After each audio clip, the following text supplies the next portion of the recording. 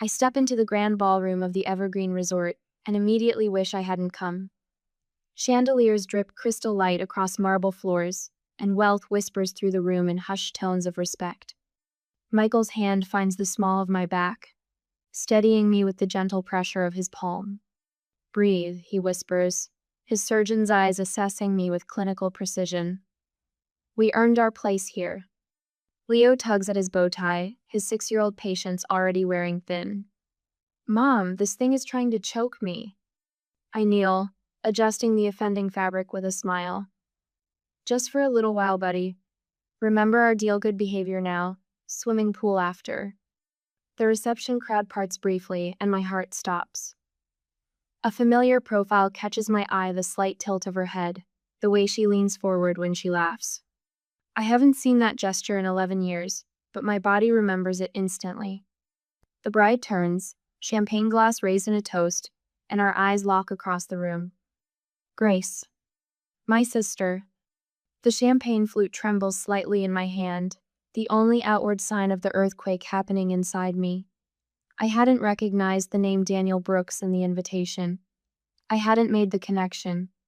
I'd assumed Grace was still using our family name Collins. Her gasp cuts through the ambient conversation like a blade. Heads turn. The music continues, but a bubble of silence forms around us, stretching across the divide. Behind her, Mother's face drains of color, then flushes crimson. Father moves protectively toward Grace, his broad shoulders creating a barrier between us just as he's done all our lives. "What are you doing here?" Mother hisses, loud enough that nearby guests turn with curious eyes. The familiar shame rises in my throat. For a heartbeat, I'm 21 again, standing in the rain with a suitcase, homeless and alone. Michael steps forward, his voice firm but measured.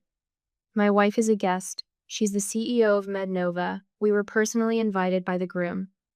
The name MedNova ripples through the cluster of medical professionals nearby. I hear whispers, see recognition dawn in their eyes. "CEO?" A woman in a burgundy dress turns to her companion. "That's Amber Collins?" The rain soaks through my thin jacket as Father's words echo in my memory. "If you're too ungrateful to help at the clinic, don't come back." The slam of our front door punctuates his sentence, final as a judge's gavel. Now, I stand straight-backed in Valentino, the rain a distant memory. The scared girl is gone. In her place stands a woman who built something from nothing, who refused to disappear. Dr. Daniel Brooks approaches, confusion creasing his brow. His gaze darts between Grace's frozen face and my composed one. "You know the CEO of MedNova?" He directs this question to my parents, then turns to me with growing interest. "We've been trying to partner with them for months. Your patient monitoring system is revolutionizing post-surgical care." Grace attempts a smile, but it falters at the edges. Mother and father exchange glances loaded with panic. The whispers among the wedding guests grow louder, more insistent. I could make a scene. I could expose 11 years of lies. I could tell Daniel how they told everyone I'd failed out of college, how they'd painted me as irresponsible while pocketing my tuition money for Grace's benefit. The power is finally mine. Instead, I simply say, "Hello, Grace. Congratulations." The simplicity lands like a thunderclap. Grace flinches as if I'd shouted. Michael's hand returns to my back, a silent question. "Stay or go?" Leo looks up at me, innocent to the undercurrents swirling around us. "Mom, is that lady in the white dress your friend?" Daniel's gaze sharpens. He looks between Grace and me, his new bride and the stranger who clearly isn't a stranger. "Grace." His voice carries confusion and the first notes of suspicion. "I thought you said your sister was." His voice trails off, the unfinished sentence hanging between us. Grace's eyes dart frantically between her new husband and her parents. For the first time in my life, I watch her struggle for words. Have you ever walked into a room and immediately regretted it?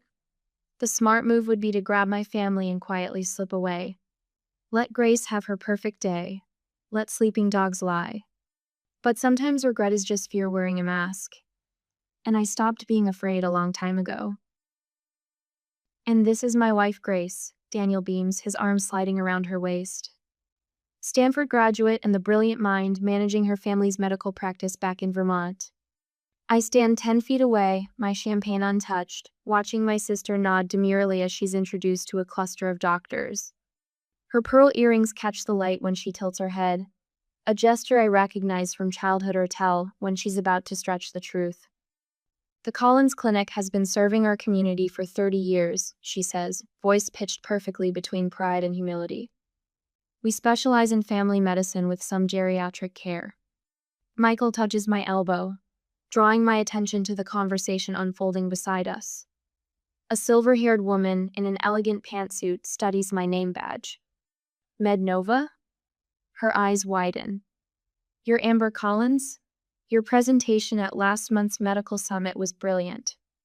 The patient monitoring system you've developed is changing post-surgical recovery protocols across 3 states now. 4, actually, I smile.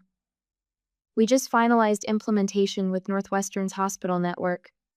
Across the room, Grace fumbles through a response about platelet therapy trends. The doctor questioning her exchanges a subtle glance with his colleague. I thought Stanford's medical program had shifted away from that approach 3 years ago, he says, brow furrowed. Grace's laugh floats a pitch too high. Well, you know how these academic debates go. Some professors hold on to traditional methodologies longer than others. Daniel's expression shifts almost imperceptibly, tightening around the eyes, a slight withdrawal of his arm from her waist. He's noticing the discrepancy. Amber. The voice behind me belongs to my father. 11 years older, but unmistakable, the same commanding tone that once sent me scurrying to answer phones at the clinic after school while Grace practiced piano. You need to leave, he says, positioning himself between me and the rest of the room. You're ruining Grace's day. Michael stiffens beside me, but I place a steadying hand on his arm. I was invited by Daniel, I reply, my voice low but firm. Perhaps you should explain why that upsets you. Father's face reddens.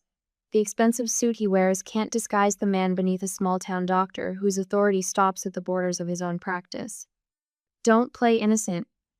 You showing up like this, flaunting your whatever company you claim to run. Mednova is hardly a claim, Dennis. Michael steps forward, every inch the Harvard-trained surgeon. The medical technology conference in Boston last month featured your daughter as the keynote speaker. Her monitoring systems are in 27 hospitals nationwide. A nearby guest turns at this, clearly recognizing the company name. Across the room, my mother hovers near Grace, desperately trying to steer Daniel's colleagues away from my direction, her hands fluttering like panicked birds. Too late. The connections are already forming throughout the room, medical professionals recognizing my name, making associations. Leo tugs at my hand. Mom, can I have some cake now? You promised. In a minute, sweetheart. Leo looks past me, eyes fixed on Grace. Is that lady your sister? Does she go to Stanford like you did? Dennis's face drains of color. Before he can respond, Leo continues innocently. You showed me your old college pictures. The red buildings were pretty. Grace has drifted closer. Daniel beside her. Her face freezes at Leo's words. Stanford? Daniel says, looking between us. You went to Stanford too, Amber?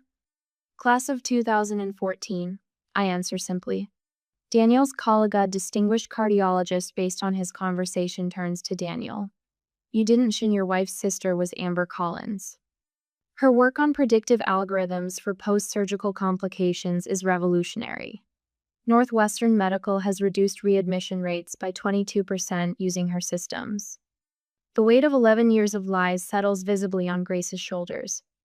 She reaches for Daniel's arm, but he steps slightly away, his attention now fully on the professional conversation happening around me. Rain drums against my dorm window as I stare at the bank statement, the numbers not computing. My college fund depleted. Transferred to an account I don't recognize. The same day, a package arrives from Grace of photos of her spring break in Cancun, the trip I couldn't understand how our family could afford. I shake off the memory, focusing on the present. Daniel has pulled Grace aside. their heated whispers visible from across the ballroom.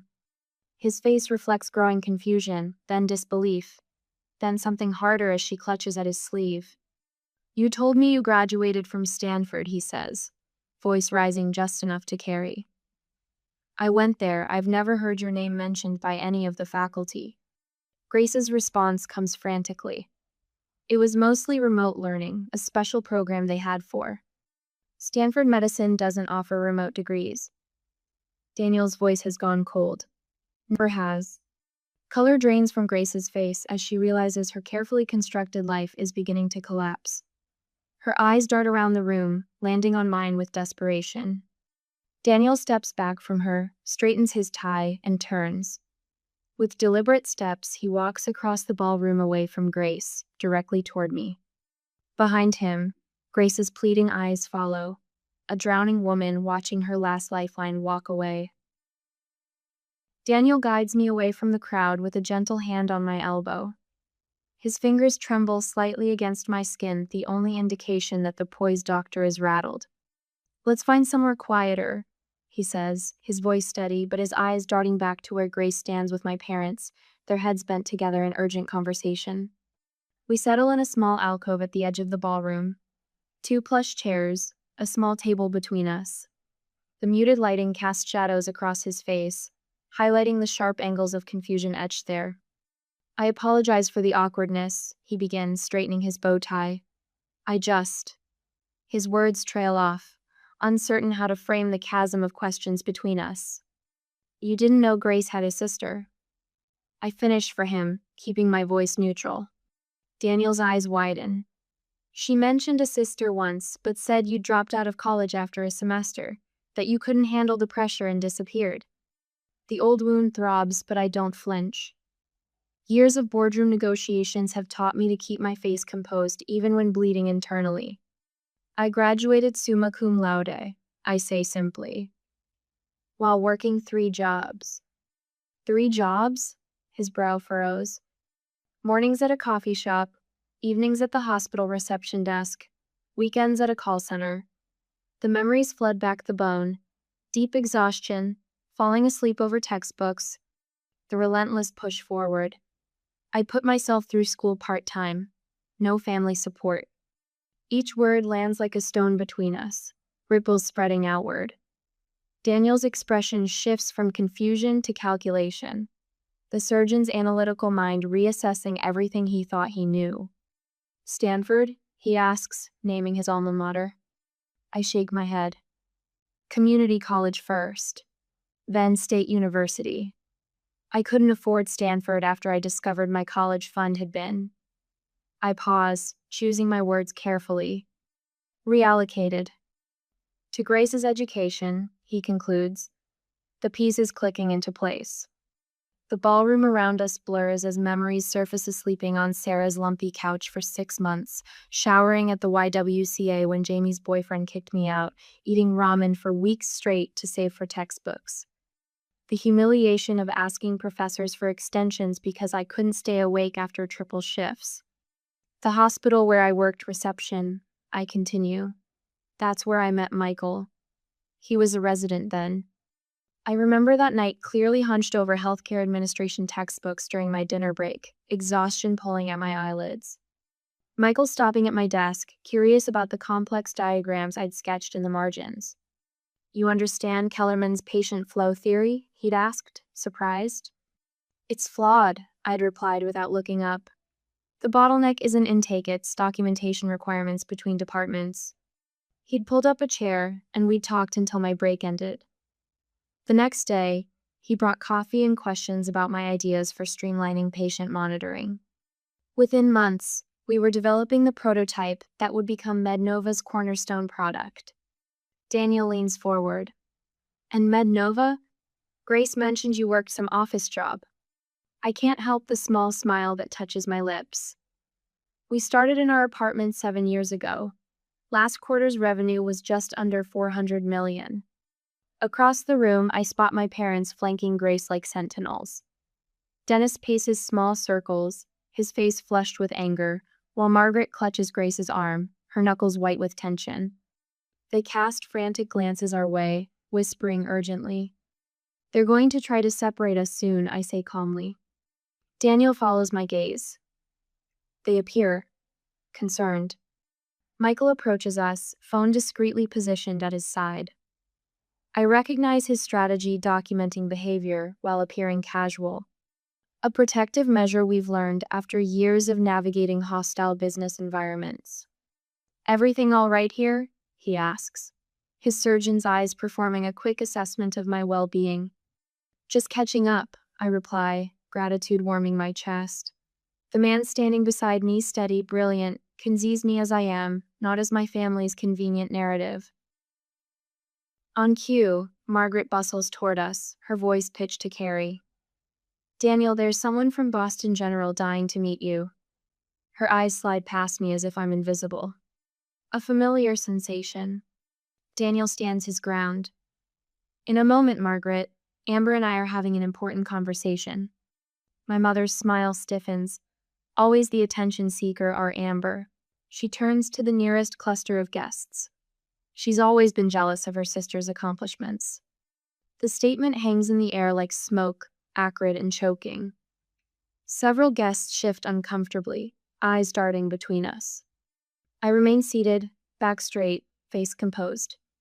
Michael's hand rests on my shoulder, a silent anchor. When the bathroom door swings closed behind me 20 minutes later, I'm not surprised to find Grace already inside, reapplying mascara with trembling hands. Our eyes meet in the mirror. "Why are you doing this to me?" she demands, voice breaking on the final word. I wash my hands slowly, deliberately. Doing what, exactly? Ruining my wedding, making Daniel question everything. Tears streak her carefully applied makeup. I'm not doing anything, I reply softly. I'm simply existing. Grace slams her mascara wand onto the marble counter. You were supposed to stay gone. For the first time, I see the fear behind her anger, the terror of a house of cards beginning to collapse.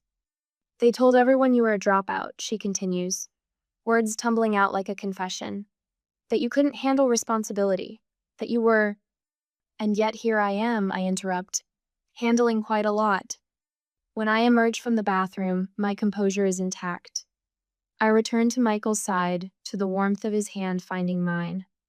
Grace follows minutes later, makeup freshly applied, but something essential has shattered behind her eyes.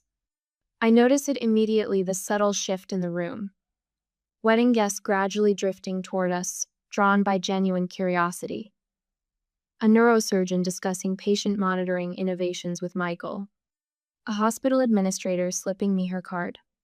Your post-operative monitoring system reduced our complication rates by 30%, she tells me. We'd love to explore expanding its implementation. Daniel stands at my elbow, attentive to the conversation, asking insightful questions about MedNova's technology. His new bride hovers at the periphery, unmoored. Father approaches, shoulders squared for battle. Daniel, he interrupts loudly, this is Grace's wedding. Let's focus on her accomplishments. The silence that follows fills the room like water, drowning everything else. All eyes flick between Daniel and Dennis, then to Grace, whose smile stretches thin across her face. No one speaks. No one needs to. Sometimes silence holds more truth than any words could express. I hand my half-empty champagne flute to a passing server and check my watch. We've stayed long enough.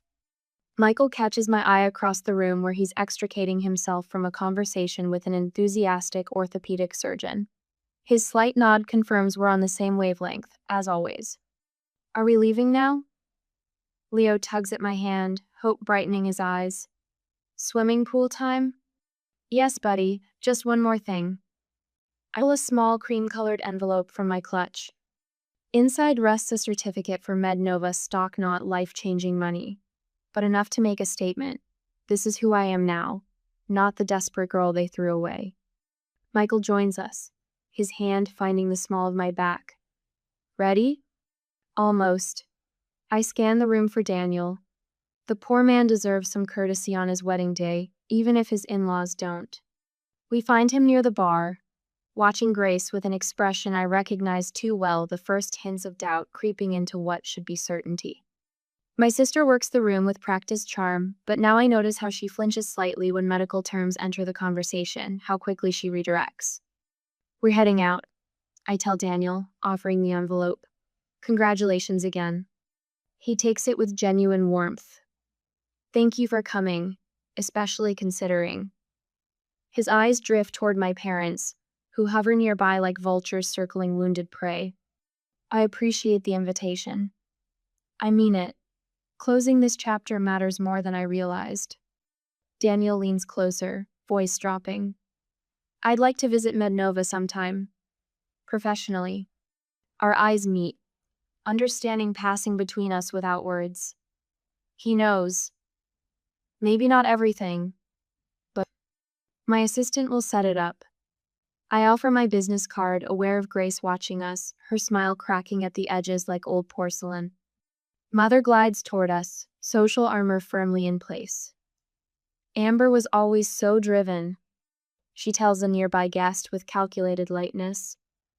Of course, she had advantages we couldn't provide Grace. The blatant reversal of truth would have wounded me once. Now it's almost comical. What advantages were those, Mrs. Collins? Michael asks innocently. The 3 jobs while putting herself through night school, or sleeping on friends' couches after you took her tuition money? Mother's face hardens, but a cluster of Daniel's colleagues has drifted within earshot. She retreats a step, recalculating. Leo looks up at me, confusion clouding his face. Aren't those people your family, Mom? The question silences everyone within hearing distance. Simple, direct, unintentionally devastating. I kneel to his level. They're relatives, buddy. Family is different. Father chooses this moment to approach, puffing up his chest like he did when I was young and easily intimidated. You can't just waltz back into our lives and... I'm not interested in walking back into anything. My voice cuts through his bluster with quiet finality. I'm not here to expose you or reconcile with you. I built my own life, which is exactly what you forced me to do when you showed me the door. The image flashes unbidden. Rain soaking through my jacket, the weight of my suitcase, the terrifying freedom of having nothing left to lose. Behind me, Leo fidgets with his bow tie again. Michael rests his hand on our son's shoulder, steadying him the way he steadied me all those years ago when I thought I'd drown. Thank you, I tell my parents, causing them to blink in confusion. Thank you for not giving me a chance. You made me build my own. Mother's face contorts between rage and social preservation. For once, she finds no words. I take Leo's hand. Michael falls into step beside us as we make our exit unhurried, dignified, complete. No dramatic declarations, no tearful scenes, just the quiet power of walking away whole. Whispers follow us like gentle rain, but unlike that night 11 years ago, they don't touch me. I've built an umbrella of accomplishment that shields me from their storms. In the lobby, Leo breaks free and spins with childish delight. Pool time. 10 minutes to change, and I'll meet you there, Michael tells him, tousling his hair. As we cross toward the elevators, I catch our reflection in the polished marble Walla family of 3, solid and connected. Behind us, through the ballroom doors, I glimpse Daniel watching our departure, then turning back to his new bride with new questions in his eyes. Some weddings mark beginnings. This one marks an ending, the final release of expectations I never needed to fulfill, approval I no longer seek, and pain I refuse to carry forward. Leo punches the elevator button with enthusiastic determination. Up we go. Yes, up we go indeed. Sunlight angles through the floor-to-ceiling windows of my office, casting long shadows across the polished concrete floors. 1 month has passed since Grace's wedding, but the memory still lurks in corners of my mind like a half-forgotten dream. I scan the partnership proposal from Boston Memorial, a contract worth 8 figures sprawled across my desk. Mednova's patient monitoring system reduced post-surgical complications by 37% in their trial run. Numbers don't lie. Numbers don't play favorites. My assistant Meredith's voice crackles through the intercom. Dr. Daniel Brooks is here to see you. My pen stills against paper. I hadn't spoken to my sister's husband since that night. Sent him in. Daniel enters like a man carrying invisible weight. His shoulders curl forward, suit jacket wrinkled at the elbows. Dark circles shadow his eyes. Thank you for seeing me without an appointment. He stands awkwardly until I gesture toward the chair opposite my desk. Coffee? I offer. He shakes his head. I can't stay long. I wait. Experience has taught me the power of silence. I've consulted with a lawyer about annulment possibilities. The words tumble out like stones. Everything Grace told me was fabricated. She never attended Stanford. She never managed your parents' clinic. She's the receptionist. I absorbed this without surprise. The lies were always there, waiting for someone to notice. I'm sorry to hear that, I say, and mean it. Your parents made her the face of their practice while they... His voice trails off as he runs a hand through disheveled hair. The billing practices at their clinic, they've been charging Medicare for procedures never performed, using outdated codes deliberately. Grace helped them do it. The revelation lands like a slap, not because it's shocking, but because it confirms suspicions I buried years ago. I didn't mean to drag you back into this, Daniel continues. But when I started investigating Grace's background, I found patterns, discrepancies. Your name kept appearing in old clinic records, then vanishing completely 11 years ago. The skyline beyond my window shimmers in summer heat. I built this view from nothing, while they built their lives on fabrications. They used my college fund for Grace, I say simply. When I confronted them, they told me I wasn't Stanford material anyway. Daniel winces. The irony is, I never wanted to be a doctor. I wanted to improve medical systems, make them more efficient, more accurate. You've done that, Daniel says, glancing around my office. MedNova is transforming post-surgical care across the country. A silence stretches between us, comfortable in its honesty. The clinic is being investigated, he finally says. I submitted anonymous information to the proper authorities after discovering the extent of the fraud. They've been doing this for nearly 15 years. 15 years. Beginning right around the time I left for college. My phone buzzes with a text from Michael. Picking up Leo early, zoo day. Join us? A warmth spreads through my chest. This is my real family now. What will you do? I ask Daniel. He straightens his shoulders. File for annulment, cooperate with investigators, start over. He hesitates. I came to apologize for my unwitting role in reconnecting you with your past. And to ask, do you plan to get involved in the investigation? The question hangs between us, heavy with implication. I could destroy them completely. One phone call from the CEO of MedNova to the Medicare fraud investigators would accelerate everything. No, I say, finally. I built my life separate from theirs. I intend to keep it that way. Relief washes across his face. Thank you for seeing me. After Daniel leaves, I stand at my window, watching traffic flow 40 stories below. My phone vibrates with a voicemail notification. Grace's number, the 3rd this week. Michael calls as I'm gathering my things to meet them at the zoo. You sound tired, he says. Daniel Brooks came to see me. The family clinic is under investigation for Medicare fraud. A pause. Are you okay? Yes. The answer surprises me with its truth. Are you going to get involved? I watch a red-tailed hawk circle the skyscrapers, riding thermals with effortless grace. I was thinking about what you said last week, about how my success is already their greatest punishment. I stand by that, Michael says, but it's your choice. My computer chimes with an incoming email. An attorney representing the Medicare Fraud Investigation Division, requesting information about my time at Collins Family Practice. Attached are documents requiring my testimony. They want me to testify, I tell Michael. What will you do? I consider the question. Part of me wants to delete the email, refuse the request. Let whatever happens to them happen without my fingerprints anywhere near it. Another part remembers patients who trusted them. Elderly men and women whose Medicare benefits were stolen. I'll forward them copies of the clinic's original records from when I worked there, I decide. Nothing more, nothing less, just the facts. I'm proud of you, Michael says. My phone buzzes again. Another voicemail from Grace.